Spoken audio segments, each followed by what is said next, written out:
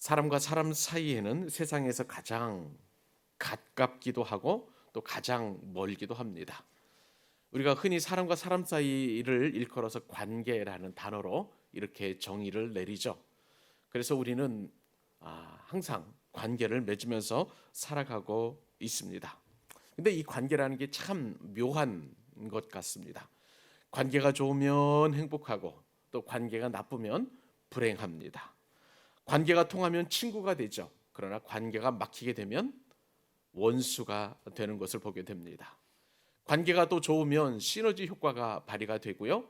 관계가 파괴되게 되면 이만큼 에너지를 소비하게 하는, 나의 힘을 빼게 하는 그런 것도 없다고 보여집니다. 이처럼 관계는 좋으면 좋을수록 우리에게 더 유익이 되지만, 그러나 항상 우리가 관계를 좋게 맺을 수는 없다는 것이 우리의 한계라고 여겨집니다. 수많은 관계 속에서 우리는 살아가게 되는데, 이러한 관계를 많이 맺다 보니까 우리는 항상 그 관계 때문에 갈등하게 되고 또 고민하게 되고 상처 입고 또 때로는 이 관계 때문에 참 피곤한 삶을 살아갈 수밖에 없는 것입니다. 한번 생각을 해보시죠. 우리 어떤 관계를 맺고 있는가? 부부 관계가 있을 수 있습니다. 부모의 자식 관계도 맺을 수 있는 것이고요. 또 나의 의지와 상관없이 또 형제나 또 자매의 관계가 유지되기도 합니다. 그런가 하면 사회에서 맺는 그런 관계도 많습니다. 친구 관계도 있고요. 스승과 제자 관계도 있고 또 회사 사장님과 사원의 관계도 있고 동료 관계도 있고 노사 관계도 있습니다. 근데 보통 이렇게 관계하면 우리는 이 관계를 통해서 기쁘다, 좋다, 행복하다라고 느끼기보다는 참 피곤한 관계다, 피곤한 사이다, 그렇게 부정적인 생각이 먼저 드는 것은 사실인 것 같습니다. 근데 이 관계가 오늘 좋다고 해서 항상 좋을 수만은 없는 것이죠. 오늘 관계가 좋다가도 우리는 내일 그 관계가 틀어지기도 하고 관계가 깨어지기도 합니다. 관계가 잘못 맺어지면 이제 친구가 원수로 변하는 것은 순식간이죠. 오늘 친구였다가 내일 이 관계가 깨어지고 또 틀어짐으로 말미암아서 원수가 되는 경우도 허다한 것을 보게 됩니다. 이처럼 우리는 이 관계 때문에 참 어려움을 겪고 있는 것이죠. 근데 이 관계의 어려움은 예수님을 구주로 믿는 우리 그리스도인이라 할지라도 이 관계의 깨어짐은, 그리고 관계의 틀어짐에서 자유로울 수 없다는 것이 참 문제인 것 같습니다. 그 누구보다도 오히려 더 관계에 대해서 상처를 받는 것이 바로 예수 믿는 사람들인 것이죠. 그렇기 때문에 우리는 관계, 특별히 이 단절된 관계를 회복해야 하고 치유해야만 하는 것입니다. 관계의 그 원인은 사실은 하나님과의 관계 단절로부터 시작된다는 것을 우리가 먼저 알 필요가 있는 것이죠. 우리가 사람과의 관계에서 관계가 파괴되거나 혹은 또 관계가 단절이 된다면 가장 먼저 점검해야 될 것이 하나님과의 관계 단절입니다. 그리고 나서 사람과의 관계 회복을 위해서 우리가 노력을 해야 하고, 또 그 관계 회복이 안 될 경우에 또 우리가 주님으로부터 십자가의 은혜로 관계를 치유 받아야 된다는 것이죠. 이러한 순서를 우리가 기억해 두고 오늘 주실 말씀들을 우리가 먼저 은혜 받고 또 우리의 말씀을 듣는 가운데 우리 모든 단절된 관계들이 치유되는 역사가 일어날 수 있기를 소망합니다. 그래서 우리가 먼저 생각해 보아야 될 것은 단절된 관계를 우리가 치유받아야 되는데, 그 첫 번째 원리는 하나님과의 관계를 가로막는 휘장이 있다는 것이죠. 그 휘장을 우리가 찢는 것이 아니라 찢겨야 된다는 사실입니다. 다시 한번요. 하나님과의 관계를 가로막는 휘장을 찢겨라. 이것이 바로 우리가 관계의 파괴를 또 우리가 회복하는 중요한 길이라는 것을 우리가 깨달을 필요가 있습니다. 오늘 본문은 십자가에서 가장 중요한 순간이라고 할 수가 있겠습니다. 십자가에서 중요한 순간이라는 것은 성경은 항상 그 예수님의 행적을 증거하고 또 보여주기 때문에 이 십자가에서 가장 중요한 순간이라면 성경에서 가장 중요한 순간이라고 할 수 있겠습니다. 예수님께서 십자가에 못 박히시고 이제 모든 것을 다 이루었다 말씀하시고 이제 이게 가상 7원이죠. 7가지 말씀을 하신 이후에 큰 소리를 지르셨습니다. 고통과 아픔과 그리고 안타까움에 그 큰 비명을 지르신 이후에 이제 숨을 거두시게 되는데, 그런데 이때 엄청난 사건이 일어나게 됩니다. 성전의 휘장이 쫙 갈라지는 그러한 역사가 이루어지게 되는데, 우리 가장 성경에서 중요한 순간을 같이 한번 읽어보도록 하십시다. 아까 읽었던 우리 말씀인데요. 자, 마가복음 15장 37절 38절 말씀 같이 읽겠습니다. 예수께서 큰 소리를 지르시고 숨지시니라.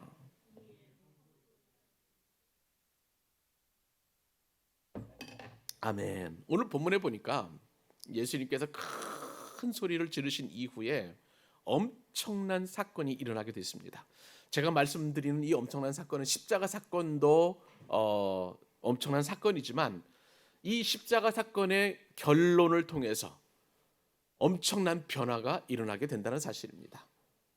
이 변화는요, 보통 변화가 아니라 우주적인 변화가 이 짧은 순간에 일어나게 되었습니다. 자, 이 휘장이 찢어짐으로 말미암아서 세상은 제사장 나라에서 이제 하나님 나라로 바뀌게 되었습니다. 그리고 이제는 구약의 제사를 통해서 하나님을 만나게 된 그러한 하나님의 만나는 방법이 이제 바뀌어서 예배를 통해서 하나님을 만나게 되는 그런 사건으로 변화가 되었습니다. 그리고 무엇보다도 가장 중요한 변화는 하나님을 만나는 방법이 바뀌었다는 거예요. 그동안에는 하나님을 만나기 위해서는 예루살렘 성전에서 들어가서 거기서 제사를 드려야만 하나님을 만났습니다. 그러나 이 휘장이 찢어진 사건으로 말미암아서 그 성전 안에 있었던 지성소와 성소를 가로막는 모든 휘장이 쫙 갈라져서 이제는 누구나 다 주님을 만날 수 있는, 하나님을 만날 수 있는 기적이 일어나게 된 것이죠. 무엇보다도 하나님을 만났던 장소였던 이 예루살렘 성전이 어떤 공간적인 개념 그리고 지리적인 개념에서 바뀌어서 우리 몸이 하나님의 성전이 되는 그런 엄청난 변화가 바로 이 휘장이 찢어지는 사건을 통해서 일어나게 된 것입니다. 십자가에서 돌아가신 그 예수님으로 말미암아서 이제부터는 하나님과 단절된 관계가 완전히 이로써 회복이 되는 엄청난 우주적인 변화가 오늘 본문을 통해서 이루어지게 되었다는 것이죠. 사랑하는 여러분, 하나님과 원래 우리는, 사람은 어떻게 해서 관계가 단절되었습니까? 우리가 너무나 잘 아는 것처럼 첫사람 아담이 선악간을 따먹음으로 말미암아서 이제 하나님과 사귐, 영원토록 사귐으로 창조되었던 피조물인 이 사람과의 하나님과의 관계가 완전히 단절된 것을 보게 됩니다. 아담은요, 인류의 대표자였습니다. 인류의 대표자인 이 아담이 하나님과 언약을 맺게 되었어요. 그래서 아담이 영원토록 하나님의 말씀에 순종하고 하나님과 교통하고 교제하게 되면 아담의 모든 후손들은 그렇게 하나님과 교제하며 소통하면서 살아갈 수 있게 되는 엄청난 복을 받게 되었습니다. 그런데 이렇게 하나님과 언약을 맺었던 그 아담이 하나님의 말씀에, 하나님의 명령에, 하나님과의 맺은 언약을 파괴함으로 말미암아서 이제 사람은 하나님과의 사귐이 더 이상 불가능하게 되었다는 것입니다. 왜 그럴까요? 죄가 하나님과의 그 만남에 막힌담이 되어서 더 이상 은혜를 받을 수 없는, 하나님과의 교제를 나눌 수 없는, 하나님과 사귈 수 없는 그러한 관계로 작용하게 되었다는 것이죠. 이 죄는 참 여러 가지 죄의 모습들이 우리 가운데 있는 것을 보게 돼요. 아담이 하나님과의 그 언약의 관계를 파괴한 것을 원죄라고 이야기합니다. 우리는 원죄의 당사자는 아닙니다. 그러나 말씀을 드린 것처럼 모든 인류의 대표자가 바로 아담이었기 때문에 나를 대표하고 우리 가족을 대표하고 그리고 우리의 이 땅을 살아가는 모든 사람들을 대표하는 이 아담이 하나님과의 관계를 파괴하는 원죄를 지음으로 말미암아서, 그로 말미암아 하나님과의 사귐은 이제 완전히 단절되게 된 것이죠.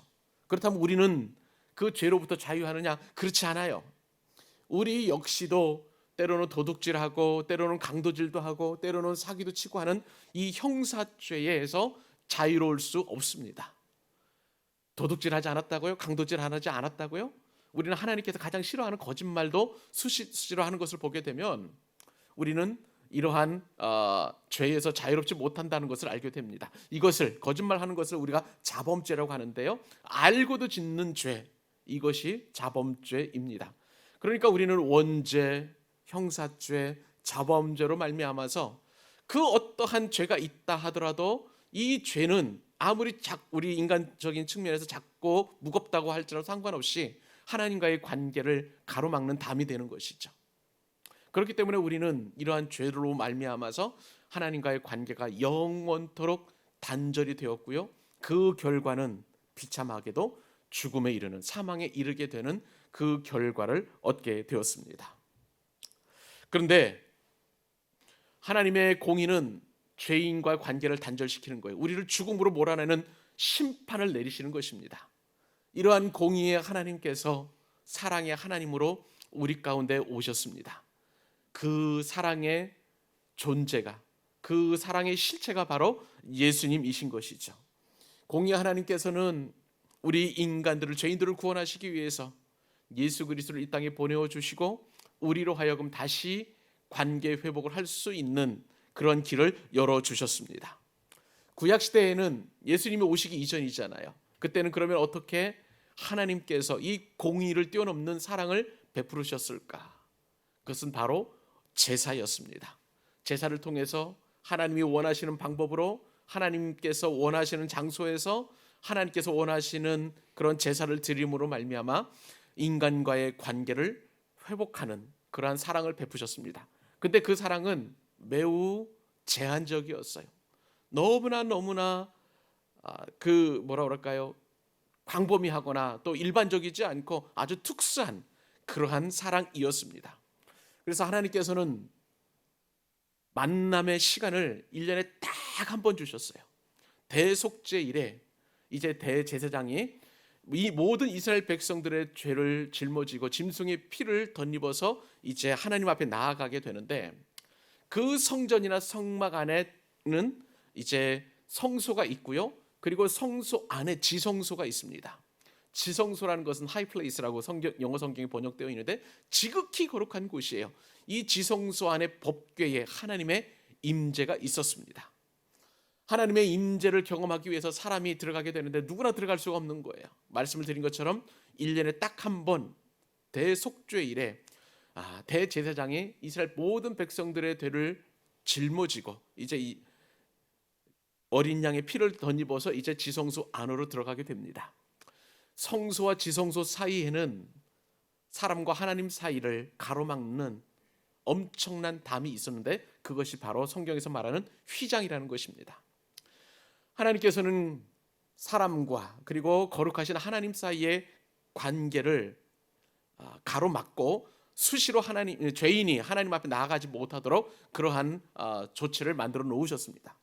그래서 하나님께서는 모세에게 명령하셔서 청색실, 자색실, 홍색실 그리고 여러 가지 가는 실들로 꼬아가지고 이제 큰 휘장을 만들게 되었습니다. 근데 그 휘장이 보통의 휘장이 아니라 엄청난 두께를 가진 그런 휘장이었습니다. 그 휘장의 두께는 사람의 손바닥만한 정도의 두께가 있었었고요. 그리고 그 무게가 수톤에 이르기까지 엄청난 무게를 가지고 있었습니다. 그리고 그 휘장은 말로 끌어당겨도 찢어지지 않을 만큼 굉장히 질긴 그런 휘장이었습니다. 우리도 어떤 큰 무대에 가면 세종문화회관이나 예술의 전당에서 어떠한 한 작품을 이렇게 보게 되면 관객과 객석 사이에, 객석과 그리고 또 무대 사이에 그 휘장이 있잖아요. 그 커튼인데 그 커튼보다도 무겁고 진중하고 그리고 사람이 쉽게 열 수 없는 그 휘장이 가로막고 있어서 사람은 수시로 그 안으로 들어갈 수 없는 그러한 가림막이 되었던 것이죠. 그런데 오늘 본문 말씀에 보니까 예수님께서 십자가에서 숨을 거두셨을 때에 그 커튼이, 그 휘장이 위에서부터 아래로 쫙 찢어졌다고 그렇게 성경에 기록되어 있습니다. 근데 이 휘장은요, 히브리서 말씀에 따르면 휘장이 상징하는 바가 있습니다. 예수님의 육체라는 것이죠. 우리 히브리서 10장 19절로 20절 말씀을 같이 한번 읽어보도록 하십시다. 자, 시작.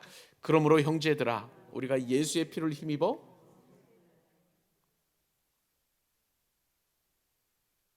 열어놓으신 새로운 살 길이요 휘장은 곧 그의 육체니라. 여러분, 휘장을 위에서부터 아래로 찢었다는 것은 하나님께서 두 손을 펼쳐서 휘장을 찢었다는 의미예요. 만약에 사람이 찢었다면 아래에서부터 찢을 수밖에 없습니다. 높고 그리고 두꺼운 휘장을 사람이 어떻게 위에서 아래로 찢을 수 있겠습니까? 단번에 찢을 수 있는 것은 하나님의 역사인 것이죠. 이브리서 기자가 이야기했던 것처럼 예수님의 육체를 찢으심으로 말미암아서 이제는 더 이상 그 휘장이 가로막고 하나님과 사람 사이의 관계를 단절시키지 않는다는 거예요. 하나님께서 예수님의 육체를 찢으심으로 말미암아 하나님과 사람 사이의 단절된 관계를 이제는 예수님을 의지해서 예수님을 믿기만 하면 이제 누구나 다 하나님께 나아가서 단절된 관계를 회복할 수 있는 엄청난 기적의 역사가 오늘 본문을 통해서 이루어졌다는 것을 알게 됩니다. 사랑하는 여러분, 우리는 가장 먼저 하나님과의 단절된 관계를 회복해야 될 줄로 믿습니다.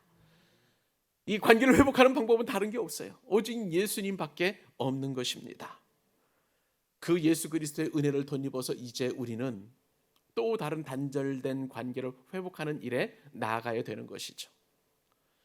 이 은혜를 입은 우리가 해야 할 일이 있습니다. 먼저 우리 가운데 있는 죄의식의 휘장들을 다 찢어내야 됩니다. 이 죄의식을 찢어낼 수 있는 것은 인간의 힘으로 불가능합니다. 내 의지로 불가능합니다. 하나님께서 내 마음 가운데 있는 이 죄책감과 죄의식의 휘장을 찢을 수 있도록 여러분들의 마음을 하나님 앞에 온전히 드리실 수 있기를 바랍니다. 또한 하나님과의 관계가 단절된 것이 회복이 되었을 때 우리가 해야 할 일은 죽음의 절망과 공포를 이제는 그 휘장들을 찢어내야 되는 거예요. 하나님께서 절망과 공포와 이 죽음에 대한 두려움의 휘장을 찢어 주실 수 있기를 간절히 소망합니다. 부활이요 생명이신 예수님께서 이제 예수님의 그 몸을 찢으심으로 말미암아 우리에게 절대 절망이란 없다고 말씀해 주시고 또한 우리에게 복으로 내려 주셨습니다. 생명이신 예수님, 부활하신 예수님, 그리고 그 예수님을 믿는 우리에게 이제 절대 절망은 없이 절대 소망만 있다는 것을 여러분 기억하실 수 있기를 바랍니다. 그리고 무엇보다도 우리가 하나님과의 관계를 회복한 이후에 우리가 해야 할 일들은 아직도 여전히 휘장이 찢어진지도 모르고 하나님과의 관계가 단절된 상태로 살아가는 사람들에게 바로 이 소식을 알려야 되는 것입니다. 하나님께서 그 귀한 은혜를 저와 여러분들에게 맡기셨어요. 나만 하나님과의 단절된 관계가 회복이 되는 것에 머무르지 마시고 내 주변에 내 사랑하는 사람들이 그리고 내 이웃들이 그리고 나와 상관없는 사람들이라 할지라도 예수님을 믿지 않는 그런 사람들에게 이 휘장이 찢어졌고 우리는 얼마든지 하나님 앞에 나아갈 수 있음을 증거하는 그런 복된 삶을 살 수 있기를 간절히 축원합니다.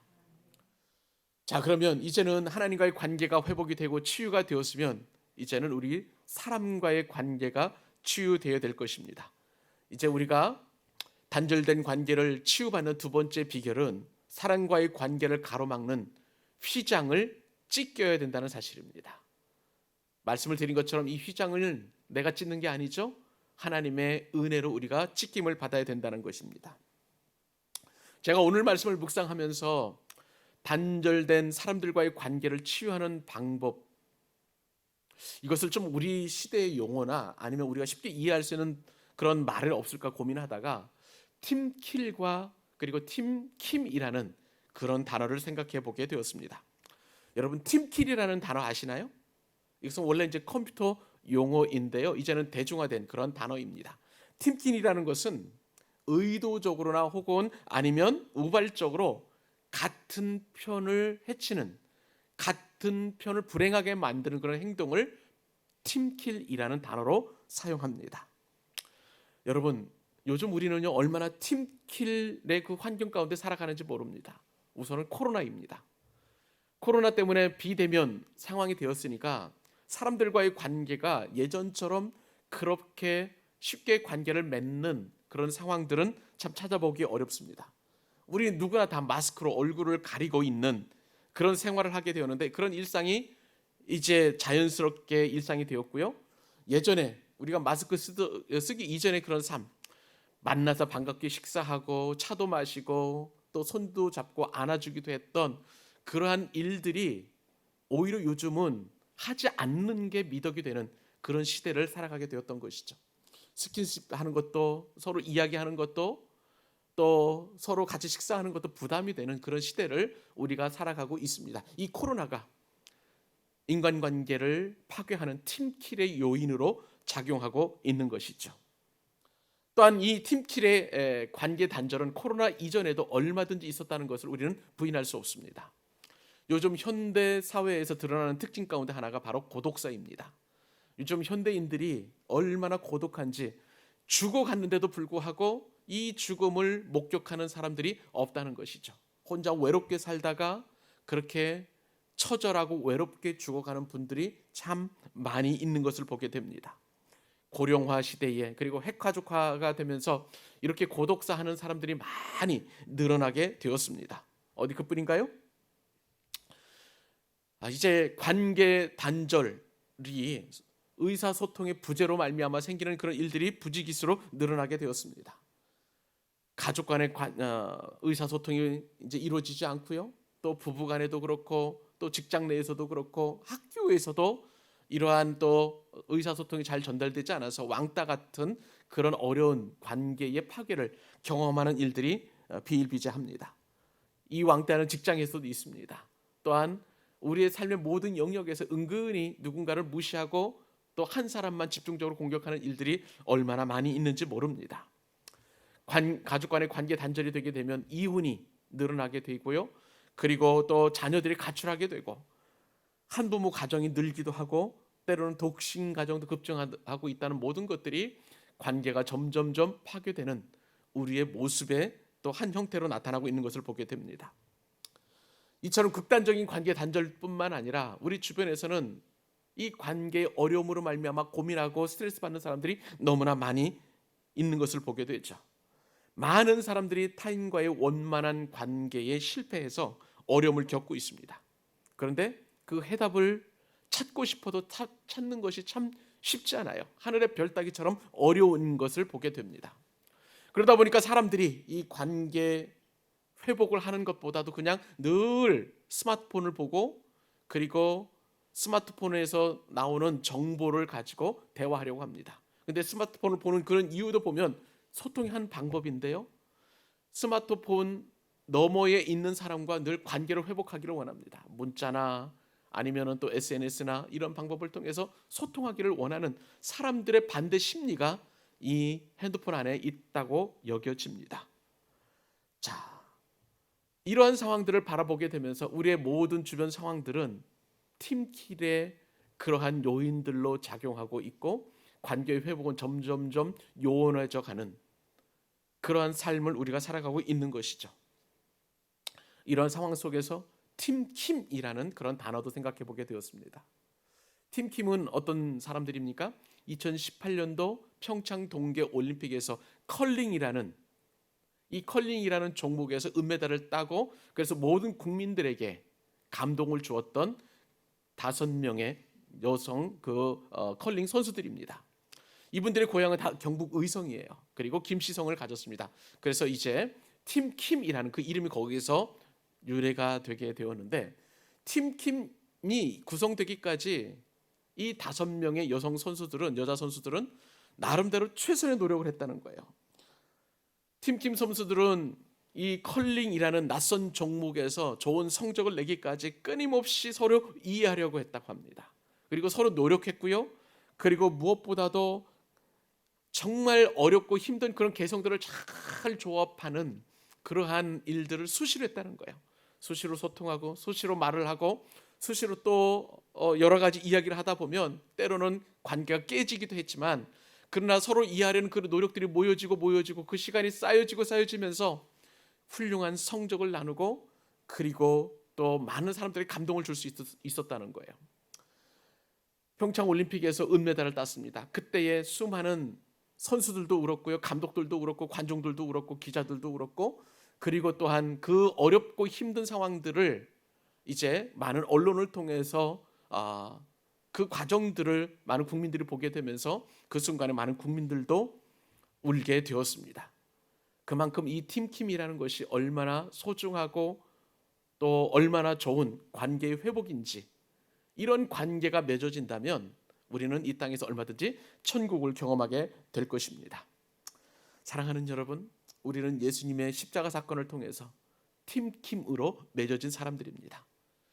예수님의 12제자가 예수님의 부활 사건을 보고 자신의 목숨을 내걸 정도로 그렇게 왕성하게 복음을 전할 수 있었던 것은 예수님과 하나가 되는 팀킴의 은혜가 있었기 때문에 그런 것입니다. 초대교회에도 이러한 은혜를 받아서 모든 초대교회 성도들이 마음이 하나가 되어서 식사도 같이 하고 함께 찬양하고 한 장소에 모여 하나님을 경외하는 그런 놀라운 일들이 일어나니까 그 모습을 보고 수많은 사람들이, 안 믿는 사람들이 하나님 앞에 나오게 되었고요. 그리고 세상 사람들은 그 사람들을 일컬어서 그리스도인이라는 이름까지 지어주게 되었습니다. 우리는 이처럼 하나님의 은혜를 덧입은 사람들입니다. 예수님의 은혜를 모든 경험한 사람들은 팀킴의 은혜를 경험해야 하는 그런 사람들이었고, 실제로 그 은혜를 누리는 그런 사람들인 것입니다. 예수 그리스도의 십자가 사건을 통해서 단절된 관계를 회복하게 해주시는 놀라운 은혜를 경험했고, 그 예수님의 십자가 사건이 이제 화목의 통로가 되었는데, 그 주님께서 이제 우리를 화목해 하는 그런 자로 부르셨습니다. 이것이 바로 사도 바울이 고린도 교회 성도들에게 이야기했던 직분이라고 하는데, 고린도후서 5장 18절 말씀, 하나님께서 우리에게 주신 화목하게 하는 직분이 무엇인지를 같이 한번 읽어보도록 하십시다. 읽겠습니다. 모든 것이 하나님께로서 났으며 그가 그리스도로 말미암아 우리를 자기와 화목하게 하시고 또 우리에게 화목하게 하는 직분을 주셨으니. 그렇습니다.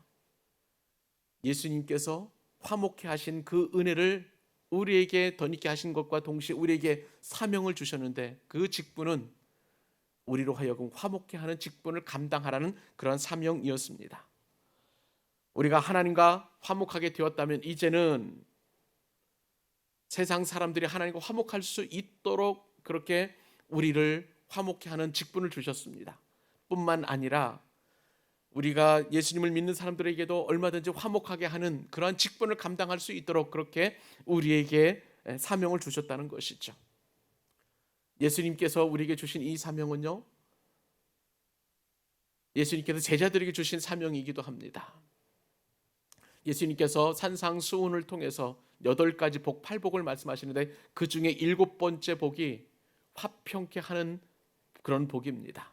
주님이 말씀하셨습니다. 화평케 하는 자는 하나님의 자녀라 일컬음을 받을 것이라고 말씀하여 주셨습니다. 여러분, 이 화평케 하는 자, 또 화목하게 하는 자, 이것은 원어로 볼 때에 평화를 만들기 위해서 노력하는 사람이라는 뜻을 가지고 있습니다. 사랑하는 여러분, 여러분은 지금 평화를 만들기 위해서 노력하는 사람입니까? 아니면 싸움닭입니까? 대부분의 관계 단절을 보게 되면 나를 비롯해서 나로 인해서 그렇게 관계가 단절되는 경우가 많이 있습니다. 오늘 우리는 예수님의 십자가를 의지해서 화목케 하는 직분을 감당해야만 하는 것입니다. 우리에게 있어서 이 화목케 하는 직분은 내가 해도 되고 안 해도 되는 것이 아니라 반드시 해야만 하는 것입니다. 내 마음이 다쳐져 있다면, 누군가의 말로 인해서 내 마음이 상처받아 있다면, 그것은 결국은 다른 사람들로 문제 있을 수 있지만 무엇보다도 근본적으로 내가 이 문제를 해결해야만 하는 것입니다. 내가 상처받았다면, 관계가 단절되었다면, 내 마음이 다쳐져 있다면 내 의지대로 마음을 열고 또 내 의지대로 그 상처를 치유할 수 없으니 사람과의 단절된 관계가 휘장이 찢겨지는 그런 역사가 이루어지도록 주님 앞에 은혜를 구해야 될 것입니다. 평화의 왕이신 주님은 얼마든지 우리로 하여금 화목하게 하는 그 직분을 감당할 수 있도록 단절된 관계의 휘장을 찢어주시는 줄로 믿습니다. 이 귀한 은혜를 덧입어서 우리에게 있었던 단절된 관계를 치유하고 이제는 화목케 하는 자, 화평케 하는 자의 직분을 감당하는 여러분들 되실 수 있기를 우리 주님의 이름으로 축복합니다.